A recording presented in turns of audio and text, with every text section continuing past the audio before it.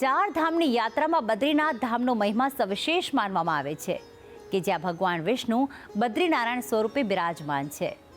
પરંતુ આજે દર્શન કરીશું વડોદરા જિલ્લાના ડભોઈ શહેરમાં આવેલ આશરે 850 વર્ષ જૂના બદ્રીનારાયણ ધામના, કે જ્યાં ભગવાન વિષ્ણુની શ્યામ વર્ણની સુંદર પ્રતિમા ભક્તોને દર્શન આપે છે. માન્યતા છે કે આ પવિત્ર ધામના દર્શન કરવાથી ભક્તોને બદ્રીનાથ ધામના દર્શન કર્યા હોવાનો જ અનુભવ થાય છે. અને એમાં પણ આજથી અધિક માસનો પ્રારંભ થઈ ચૂક્યો છે, જે નારાયણને સમર્પિત છે. ત્યારે આવો ડભોઈના આ પવિત્ર બદ્રીનારાયણ ધામના દર્શન કરી લઈએ. ડભોઈમાં નિર્મિત છે બદ્રીનારાયણનું સુંદર ધામ. આશરે 850 વર્ષ જૂની મૂર્તિના થાય છે દર્શન. 12મી સદીમાં મથુરેશ દાસજીના હસ્તે મૂર્તિની સ્થાપના. વડોદરાના ડભોઈ ખાતે આવેલ છે બદ્રીનાથ ભગવાનનું સુંદર ધામ, કે જેના પર ભક્તો અપાર આસ્થા રાખે છે. જે રીતે ચાર ધામોમાં બદ્રીનાથ મંદિરમાં ભગવાન વિષ્ણુની કાળા પથ્થરમાંથી બનેલી પ્રતિમા સ્થાપિત છે, તે જ રીતે બદ્રીનારાયણના આ પવિત્ર ધામમાં ભગવાન વિષ્ણુની શ્યામ વર્ણની પ્રતિમા સ્થાપિત કરવામાં આવી છે, જે સુંદર વાઘા અને અલંકારોથી સજ્જ હોવાથી ભક્તો તેના દર્શન કરીને ભાવ વિભોર થઈ જાય છે.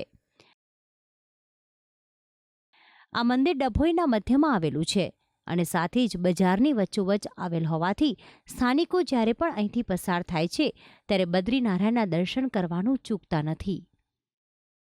ઘણા વર્ષોથી બદ્રીનારાયણ મંદિરમાં આવું છું. ઘણા 2-3 વર્ષથી મંદિરમાં સેવા પણ આપું છું. બદ્રીનારાયણ ધામમાં દર્શન કર્યા પછી જે ધન્યતા અનુભવું છું તે ચાર ધામ બદ્રીનારાયણ દર્શન કરવાથી મળે છે, એ જ ફળ અહીં આગળ પણ મળે છે. અને એના દર્શન કરવાથી જે મનને શાંતિ થાય છે અને દરેક ઈચ્છાઓ આપણી પૂર્ણ થાય એવું હું માનું છું. આ મંદિર સાથે એક રોચક ઇતિહાસ પણ જોડાયેલો છે. લગભગ 12મી સદીના અંતમાં એક સંત મહાત્મા મથુરેશ સ્વામીજી પરમ શાંતિ માટે ગુરુની શોધમાં હિમાલયમાં ગયા હતા. ત્યાં તેમને એક સિદ્ધ યોગી મળી જતા તેઓ તેમની સેવામાં જીવન વિતાવવા લાગ્યા. આ સિદ્ધ ગુરુ પાસે એક દિવ્ય અને સુંદર બદ્રીનારાયણની મૂર્તિ હતી. ત્યારે મથુરેશ સ્વામીની ભક્તિ અને સેવાથી પ્રસન્ન થઈને સિદ્ધ યોગીએ આ મૂર્તિ તેમને ભેટમાં આપી અને કહ્યું કે આ મૂર્તિને નર્મદા નદીના કાંઠે સ્થાપિત કરવી. બસ આ જ શરત માનીને સ્વામીજી ડભોઈ આવ્યા અને આશરે 850 વર્ષ પૂર્વે આ મૂર્તિની સ્થાપના આ સ્થાને કરી દીધી. આ મૂર્તિ તેઓ એક કાવડમાં લાવ્યા હતા, જે કાવડના દર્શન પણ ભક્તો આ ધામમાં કરી શકે છે.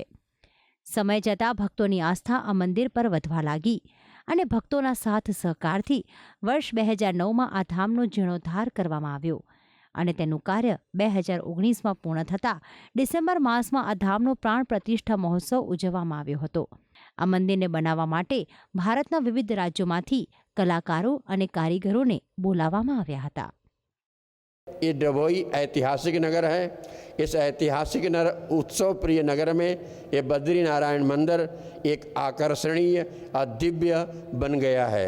इसलिए ये मंदिर इतना दिव्य है कि पूर्वाचार्यों ने 3 बार इसका निर्माण किया है, जिसको समाधि में भाषा में लिखी भी गई है. और जो स्वामी इस मूर्ति को लाए थे उनकी जीवित समाधि भी है. अगर रात में जीवित समाधि के पास कोई सो जाए तो वहाँ पर हरे राम हरे कृष्ण की प्रतिध्वनि आती है. આ મંદિરમાં ભગવાન શ્રી બદ્રીનારાયણની મૂર્તિ ઉત્તરાભિમુખ છે. મૂર્તિની જમણી બાજુએ ઓરડામાં એક સમાધિ તેમજ ઉપાસના માટેનું ભોંયરું છે. આ મંદિરમાં રામાનુજ સંપ્રદાયની પરંપરાગત પ્રણાલી અનુસાર અનેક ઉત્સવો ઉજવાય છે.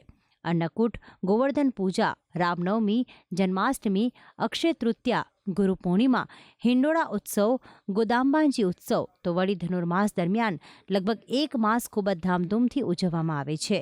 શ્રી બદ્રીનારાયણ મંદિરમાં પ્રવેશ કરતાં જ સંકટમોચન હનુમાનજીની ખૂબ જ પ્રાચીન મૂર્તિ સ્થાપિત કરવામાં આવી છે. ખૂબ જ ચમત્કારિક એવી આ મૂર્તિના દર શનિવારે દર્શનનો શ્રદ્ધાપૂર્વક નિયમ રાખનારની મનોકામના પૂર્ણ થાય છે. તો આમ બદ્રીનારાયણના આ ધામના દર્શન કરીને ભક્તો કરે છે ધન્યતાની પ્રાપ્તિ. ભક્તિ સંદેશ, સંદેશ ન્યૂઝ, ડભોઈ.